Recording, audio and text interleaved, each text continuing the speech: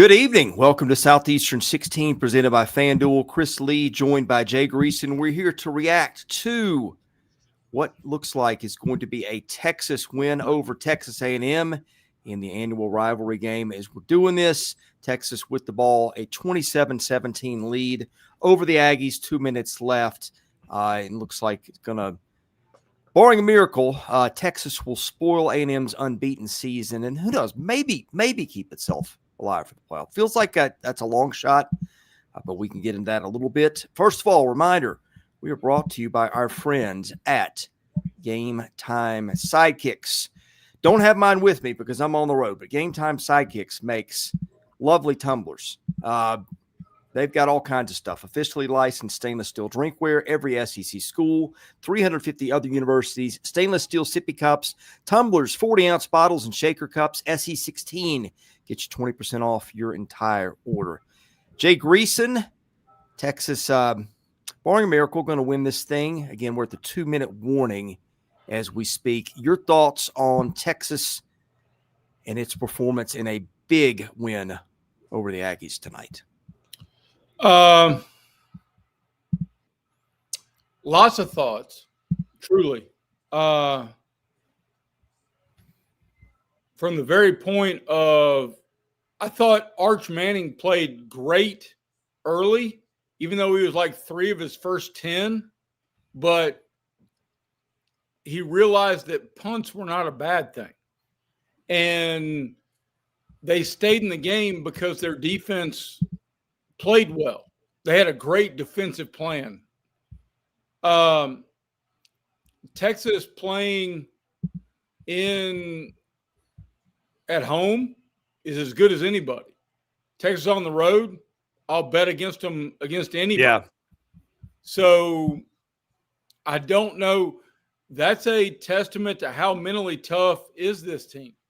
But in a motivation game at home,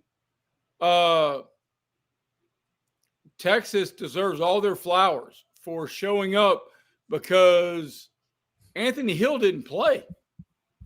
And he may have been the best player on the field going into the game. Yeah, that's true. I mean, there's a lot of people in contention for that for Texas. One of them, Michael Taft, had a big pick at the goal line late in the game. Colin Simmons always in that conversation. By the way, for those of you wondering why I'm not in my usual setting, I'm at my in-laws in Colorado, flying out early tomorrow morning to get back to the Nashville area. But, yeah, not the usual setup you're used to. I thought your point about Arch Manning was valid. His ability to make some runs when he looked upfield and saw things, probably the 35-yard touchdown run tonight, the biggest play of the game, stepped up in the pocket and hit, who was it? The second half touchdown, the first one of the second half. I forget who he hit on that. But in any case, that was not the best of throws. His guy was wide open on that one. Ryan Wingo's who it was. My apologies. The easy throw, Arch made it probably harder than he needed to, but he was on the move. And I think my one thing for A&M tonight, first of all, Marcel Reed, the inconsistencies with him sometimes you see him half to half, like the South Carolina game. Just never got in a groove tonight. Some of that had to do with Texas, his defense. They are fast. They can match his speed on the edge in a lot of cases. But the big thing for A&M, Jay, I think those A&M safeties are going to be on a milk carton somewhere. It felt like the middle of the field was wide open for those runs, for that touchdown pass. Jake Indries, who hadn't been a huge part of what they did, had a big play late. I don't know. When A&M goes back and watches the film, there's probably going to be some questions asked about where guys were, because it looked to me like I don't know where their safeties were on some of those big plays. Then I hope the coaches are asking what they were calling in that regard, because it felt schematic when I mean, when you've got that much open space, that is not a one guy breakdown or even a second guy breakdown. That is what the plan is, and we're figuring out ways to make certain Arch stays in the pocket, or we're not going to allow a slant turn into a 40-yard play. Yeah. I mean, that's something called from the sideline. And Mike Elko's a defensive guy. So in that regard, I mean, look, all of the question marks about A&M stay question marks. All of the intrigue about Texas lingers as we go into the playoff conversation. And in truth, I can make a hard argument that for Texas A&M, this is the best thing that happens as long as Alabama beats Auburn tomorrow, and you don't have to go to the SEC title game, because Texas A&M with one loss is a dunk. Yeah. I thought Sark got the better of Elko tonight, just with the matchups and things. He's really good in some spots at scheming things open. That's why he got the job he got. I think that's number one. Number two, man, when Texas shows up, man, they can play with or beat anybody. It's just the inconsistency for this thing. Like nights like this are when you're like, okay, this is why Texas was preseason number one. And go back and let's reset Ohio State again. I was looking this up. Texas, did you know Texas had more yards per play against Ohio State than anybody this year? And we were talking about how bad that offensive performance was. Well, let's put it in perspective. You're looking at a defense in Ohio State that was giving up 7 points a game. So if you recast that one a little bit, okay. Now, on the other hand, there was the Florida game. There was the Mississippi State game. There was the Kentucky game. Like if you dig in, Texas easily could have lost those two games on the road, which you mentioned the home road splits for Texas are kind of maddening. But boy, when you get the Longhorns on the right night, Jay, this may be the most complete performance they've had all year. And oh, by the way, we haven't even hit one of the bigger storylines tonight, is that Trey Wisner had the first 100-yard rushing game for Texas all season. Now A&M has been a little leaky against the run the last couple of years at times, but A&M was also 11-0. It's got dudes up front. It's got Howell. It's got linebackers with some experience. But the run game showed up tonight for the Longhorns outside of just Arch Manning, and I think that was a big difference tonight too.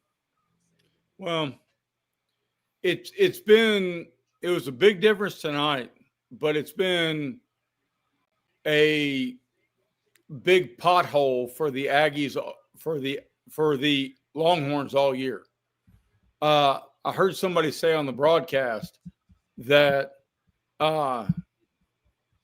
Steve Sarkisian, whether he's been the head coach or the offensive coordinator for 13 years, has had a 1,000-yard rusher. And going into tonight, their leading rusher had less than 500 yards. So this was not a team that he put into place what was going to be designed for what he wanted to do. But at home, they have played great.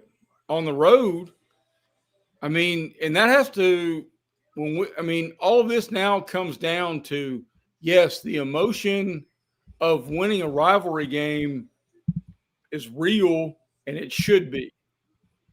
But now you look, I still think Texas is on the outside looking in, don't you? I think probably we have to see what else happens. But they have a weird resume, Jay.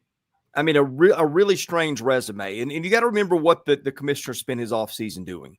It was lobbying for strength of schedule and stuff to matter. Okay, they went to Ohio State. They got beat. But everybody's lost to Ohio State. Ohio State is clearly, in my mind, the best team in the country. That was your first game of the season. It was on the road with a first-time starter at quarterback. Everybody said at the time, hey, that's a free pass on the bingo card for Texas. Turned out it wasn't, because Texas wasn't as good out of the gate as we thought. Texas has beaten Oklahoma on a neutral field. It's beaten Vanderbilt in Austin, and now it has beaten A&M in Austin. That's three teams that you could argue should be in the playoff. And you can push back on Vanderbilt. I get it, but I'm just saying Vanderbilt is in the conversation. I don't know that any other team in the country he's got 3 wins like that over 3 teams of that caliber. Now, look, none of those were on the road. One was neutral, came without John Mateer on Oklahoma side. He'd gotten hurt, didn't play. Again, those 2 wins. But at the same time, the Ohio State loss, okay, the one that's going to kill Texas, and I think keep Texas out of the playoff, is the Florida loss, because now that one is just a complete head scratcher. And Texas is going to be Florida State of 3 years ago or 2 years ago, or whatever it is, because they're going to be like the highest coveted Florida Bowl team, and none of their players are going to show up. None. Maybe so. There was another point in there too, but yeah, I mean, it is a strange resume. Remember, everybody talked about how Texas was supposed to have, one of the easiest schedules in the league, and it was a gift. Turned out that schedule wasn't so easy. I guess the other thing that hurt the Longhorns, and this was probably the knockout blow, like if you go to Georgia and lose that game by a field goal, then I think there's a little bit more of an argument. But to lose it by 25 the way it did, and to the difference between home and road, I think the consistency is what's going to get them. You're arguing Texas's resume primarily be the name of the top, that is Texas. No, I'm not. Jay. No, because they escaped Lexington. They escaped Starkville.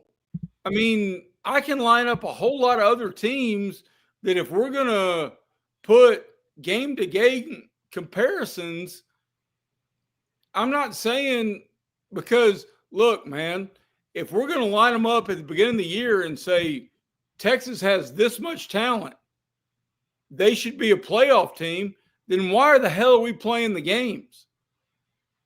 So they lost at Florida. They got blown out at Georgia. They escaped Lexington, and they escaped Starkville. So, I mean, I get it. They got a whole bunch of future NFL dudes, but one motivated game against, I'm not going to argue for Auburn being in the playoff. If they win, they beat Alabama on Saturday. Okay, correction. Mateer did play the Oklahoma game. That was the first game after hand surgery, and I think obviously he came back too soon. I'm not taking the win away from you, because you still had to beat that defense. Look, I'm just saying, you can argue the ugly part of the Texas resume. You can argue the home road. I'm not going to argue that with you, because you're not wrong. But this feels like Alabama last year. I felt like Alabama's big wins got overshadowed by the losses. This feels a whole lot like what Bama was a year ago. Bama got left out. I think Texas gets left out, but I'm telling you, I don't think anybody's got 3 wins to match the 3 that Texas had. I mean, you tell me. Well, I take that back. Alabama might be the one. But you look across the board, okay, Ohio State, best wins. Texas, I don't know, maybe Washington, Illinois, Penn State. I mean, what are we talking about here? Yeah, I mean, that's what I'm saying. Like, you start looking at these teams, Indiana, and I'm not saying these teams don't deserve to be in the playoff, but Indiana's best win, okay, beat Oregon at Oregon, beat Iowa at Iowa, beat Illinois then again, at home. Then we're starting to debate the schedule maker, and we're debating him at the beginning of the season, and we're debating him at the end of the season. Yeah. And if we're going to be honest with ourselves, we can't debate him at the end of the season and say, well, what we thought at the beginning of the year, a loss at Florida was not going to be a bad loss. No, I'm not saying that. I'm not saying that at all. The loss at Florida was a bad loss. It was a bad loss, but if we're going to talk about it at the beginning of the year, because Ohio State right now, a win over Penn State, and that's the school you brought up. A win over Penn State right now is meaningless. But at the beginning of the year, a win over Penn State was huge. Right. So yeah, somebody said it for me here. Like, you compare their resume to Notre Dame's. Notre Dame's best 3 wins would be, let's see, Southern Cal, at Pitt, at Arkansas. What? All right. And then I'll answer that. What are Notre Dame's losses? Notre Dame lost at Miami, and Notre Dame lost to A&M in overtime. That one at home. Yeah. Yes. Let me go on. I mean, So, Texas Tech's best 3 wins at Utah, BYU, Kansas State. If you start stacking up that part of Texas's resume, I'm not telling you have to accept that argument as a right argument, but I don't think we should ignore it either. No, I don't either. But the rules of the committee are going to put us to a place that we've got to pick. And any team that lost to Florida, a Florida team that's now fighting for what? Its 4th win? Yeah. So, okay. Argue that, Steve Sarkisian. Get on the podium and campaign for that. Yeah. So, I mean, I get it. No, I'm with you. I really am. But I just don't see a path for a 3-loss Texas win, a 3-loss Texas team in this playoff. I think it's unlikely. But what happens if you get down to one spot? You're going 10-2 Vandy. Whatever Oklahoma's record is after tomorrow against the game against LSU, I presume Oklahoma will win, but it's not a give me. And Vandy, Texas beat both of them. You said Vandy, and so I lost you at Vandy. So you don't think being Vanderbilt's a big win? No. What? Not in the eyes of the committee. Well, the committee's got them ranked 14th. You can't tell me that doesn't count. Sorry, I think you've lost me on that one. Anyway, we'll take your questions, your comments. Quick reminder, we're brought to you by Yearly Company, a Nashville-based fine jewelry brand built on tradition, designed for meaning, each piece handcrafted with all kinds of good stuff. Solid 14-karat gold, natural gemstones made to measure for perfect fit, backed by a lifetime guarantee. Every Yearly Company bangle is custom sized, so knowing your size is the most important first step for ordering. That's where the sizing kit comes in. Code SE16KIT takes 100% off your sizing kit at checkout. Also brought to you by our friends at ROKFORM, which make the world's strongest magnetic phone case.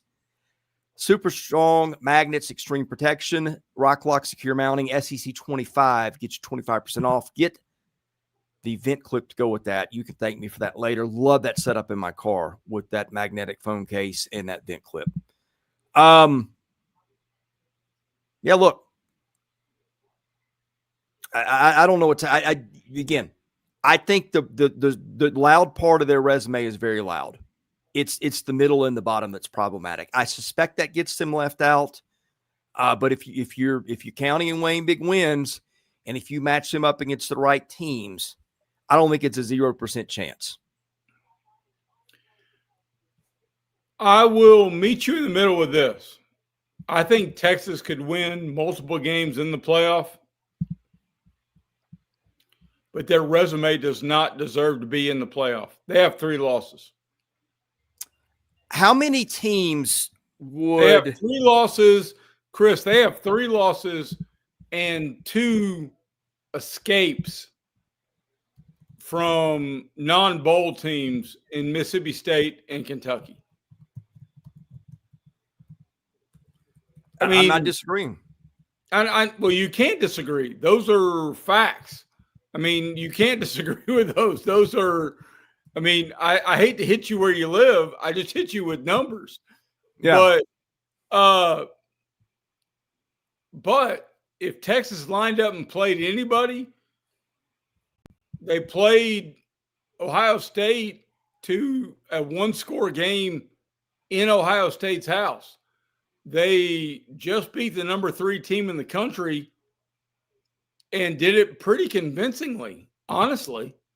So, I mean, I'm not debating that Texas is good, but you got to handle your business. Yeah. Period.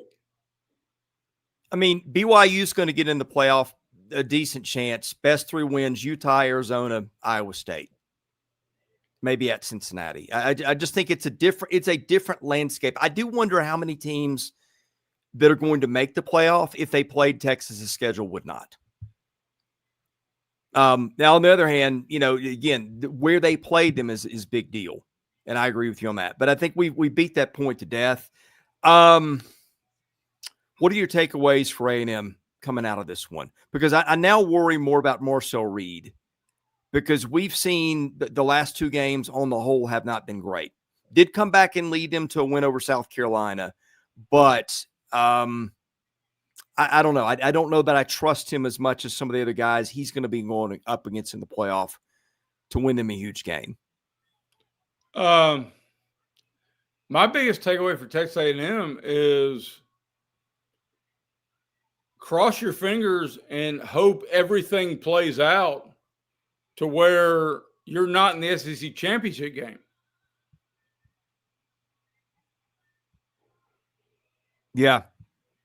Because now let's see, if Auburn beats Alabama, then we're looking at Ole Miss, Georgia, correct?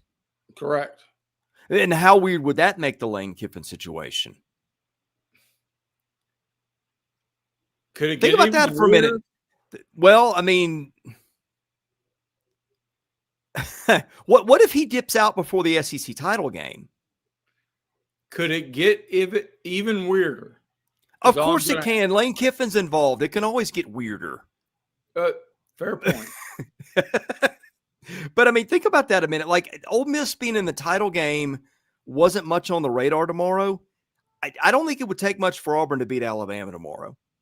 I mean, that's not the way I meant to say it. It will take a lot, but I think it's very much on the table. No. Auburn will beat Alabama tomorrow.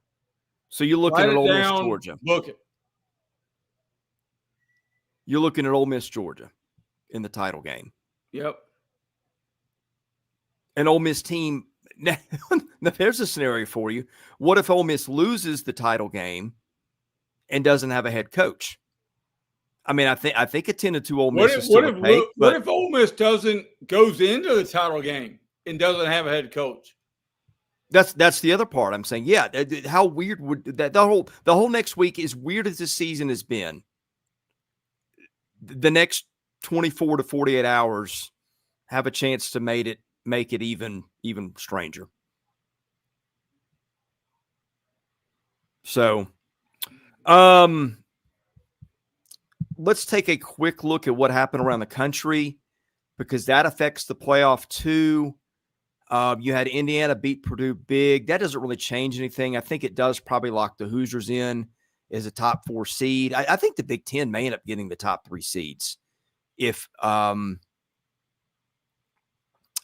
takes care of business tomorrow. Actually, and that might be the only 3 teams that get in.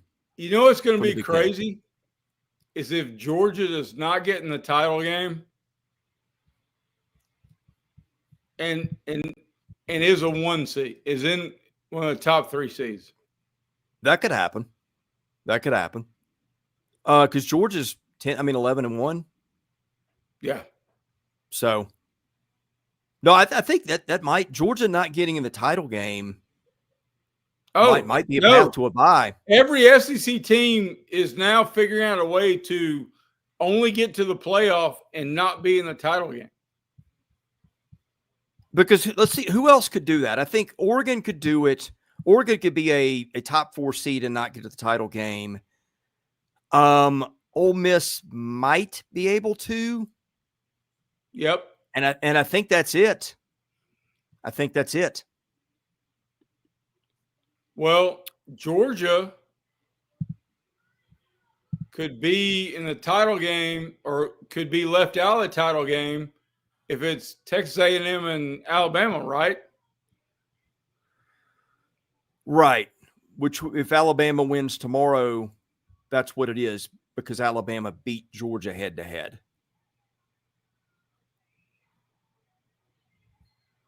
Let's see. Wanted to hit a couple other games. Let's see. You've got Utah beat Kansas. Did you see that one today? Nope. Jalen Daniels gift wrapped that game for Utah.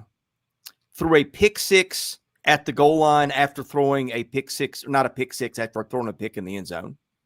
Kansas got no points after being inside the 10. Those might have been both fourth quarter drives, and again, one of them came back the other way. That keeps Utah alive. They were 13th in the playoff rankings. Don't think they should have been, but that's what they are. And then Georgia knocked out Georgia Tech for good, and again, I think his clinched its fate for the playoff. And Indiana beating Purdue 56-3. That was kind of built in. So I think all the big games are tomorrow. Or at least the bigger impact games are tomorrow. You've got Pitt and Miami will be a big one. I think if Pitt wins, you can knock Miami out of the playoff for good. If Miami wins, then 10-2 Miami is in that conversation. Ohio State, Michigan. If Michigan wins, Michigan is in the playoff conversation. Ohio State wins, and then it clinches a one, I think, pending its ability to beat Indiana in the title game next week. You've got Texas Tech, West Virginia. That is on the road. West Virginia's gotten better second half of the season, so you never know, but I think Tech will handle that pretty easily. I think they're a 23.5-point favorites at FanDuel right now. And I think Vandy, Tennessee, of course. So lots of games tomorrow that are going to, and Oklahoma, LSU. Those are probably your big games that will shape the playoff picture. I know BYU's got a game too with UCF. That is in Provo, early kickoff there, and UCF isn't very good. But that's a whole lot of games to watch tomorrow, Jay. Yeah, whatever. Well, we'll be here to talk about them when they're done. I will be back home in Tennessee tomorrow night, and looking forward to it, Jay Greeson. A lot of football to be played tomorrow. All right, brother. Good talk. All right. Yeah. All right. Hope everybody here watching had a great night. We'll be watching the coaching carousel tomorrow, of course, too, as Lane Kiffin is supposed to make his decision. I'll be on a plane watching stuff on my laptop and then watching it again when we get home. We'll be locked and loaded tomorrow night to get this going again. Congratulations to Texas on a big rivalry win. Anyway, for Jay Greeson, I'm Chris Lee. God bless you. Have a great night. You've been watching Southeastern 16, presented by FanDuel.